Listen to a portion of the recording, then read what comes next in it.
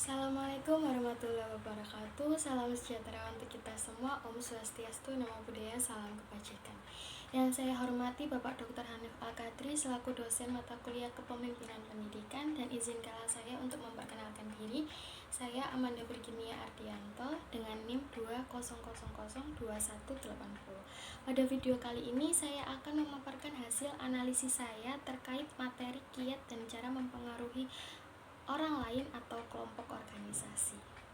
Dapat dikaitkan dari pengertian awal kepemimpinan, yaitu merupakan proses untuk mempengaruhi orang lain agar mau melakukan atau bekerja sesuai dengan harapan guna pencapaian tujuan organisasi. Nah, jika berbicara soal kepemimpinan, tidak akan terlepas dari perbincangan soal kekuasaan. Kekuasaan dalam hal ini dapat menjadi suatu kekuatan untuk menjalankan sebuah organisasi yang dikendalikan oleh seorang pemimpin. Dan kekuasaan itu dapat menjadi suatu trik atau taktik yang dapat dilakukan oleh seorang pemimpin dalam mempengaruhi orang lain atau anggotanya. Di samping keberadaan kekuasaan dalam organisasi itu merupakan sebuah kekuatan atau kelebihan, namun ternyata di sisi lain kekuasaan itu dapat menjadi sebuah ancaman untuk organisasi jikalau seandainya dalam pengimplementasian kekuasaannya itu tidak sesuai dengan segala aspek yang ada di organisasi tersebut. Dan kekuasaan itu pada prinsipnya merupakan proses atau kemampuan untuk mempengaruhi orang lain berdasarkan atau atas dasar kedudukan yang dimilikinya. Pada kali ini kita membahas terkait taktik-taktik yang pernah diteliti oleh ahli, yaitu Kipnis Asmet pada tahun 1982 dengan hasil penelitian yang menunjukkan terdapat 9 jenis taktik yang biasa dilakukan dalam sebuah organisasi. Taktik yang pertama yaitu rational persuasion atau persuasi rasional. Itu taktik yang terjadi jika seseorang atau seorang pemimpin itu mempengaruhi orang lain dengan menggunakan alasan yang logis dan bukti-bukti yang nyata agar orang lain tersebut dapat tertarik atau percaya. Persuasi rasional itu memberikan alasan yang logis kepada orang yang dipengaruhi agar dapat percaya dan tertarik akan argumentasi yang dikeluarkan, akan ajakan-ajakan yang dikeluarkan oleh seorang pemimpin. Nah, bukti-bukti yang nyata tersebut dapat memperkuat argumentasinya agar dapat membuat orang tersebut itu lebih percaya kepada seorang pemimpinnya. Nah, taktik yang kedua yaitu inspirational appeals atau daya tarik inspirasional. Terjadi jika seseorang pemimpin itu mempengaruhi orang lain dengan menggunakan suatu permintaan atau proposal untuk meningkatkan atau untuk membangkitkan antusiasme dan gairah orang lain tersebut. Misalnya dengan memberikan penjelasan-penjelasan yang menarik terkait nilai-nilai yang diinginkan, terkait kebutuhan, harapan-harapan yang dimiliki dan aspirasi-aspirasi yang dimiliki seorang pemimpin tersebut. Mungkin dapat menimbulkan atau dapat mentransfer energi positif terkait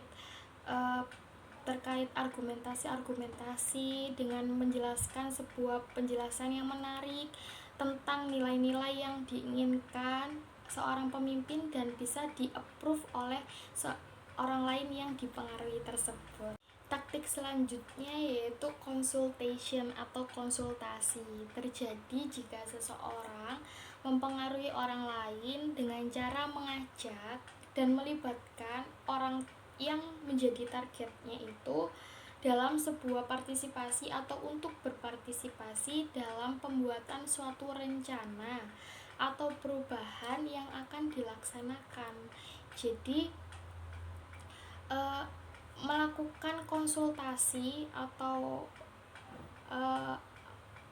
berkolaborasi dalam melakukan sebuah rencana, dalam merancang sebuah perencanaan untuk perubahan yang akan direncanakan atau yang akan dilaksanakan.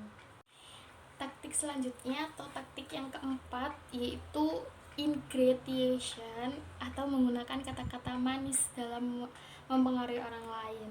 Terjadi jika seseorang mempengaruhi orang lain itu dengan cara melontarkan kata-kata yang membahagiakan, kata-kata indah, memberikan pujian, serta dengan menunjukkan sikap yang bersahabat dalam omongan sesuatu. Bisa dianalogikan seperti seorang pria memberikan gombalan pada seorang wanita agar wanita tersebut dapat dipengaruhi oleh seorang pria tersebut. Seperti itu, mungkin pria-pria yang memberikan gombalan-gombalan, kata-kata manis, janji-janji manis agar perempuan dapat tertarik lalu dapat dipengaruhi oleh pria tersebut. Itu dapat menjadikan suatu pengaruh yang berhasil gitu untuk memikat, untuk menarik lawan jenis atau menarik target ya, untuk menarik orang-orang yang dijadikan target tersebut.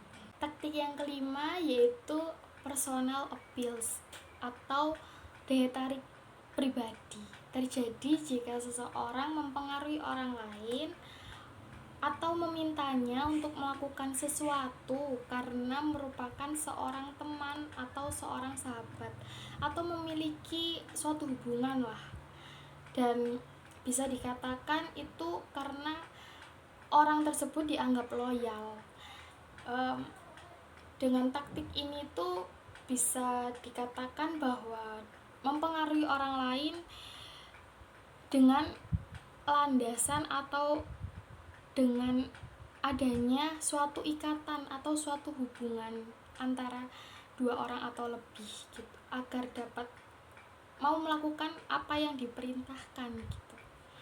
Jadi mau-mau aja karena ada hubungan tersebut, entah itu teman, sahabat, atau yang lainnya. Taktik yang keenam yaitu exchange atau pertukaran. Terjadi jika seseorang mempengaruhi orang lain dengan memberikan suatu keuntungan tertentu kepada orang yang dijadikan target sebagai imbalan atas kemauannya mengikuti suatu permintaan tertentu. Jadi dengan memberikan imbalan gitu, dengan memberikan imbalan kepada orang yang dijadikan target yang mau melakukan sesuai dengan perintahnya.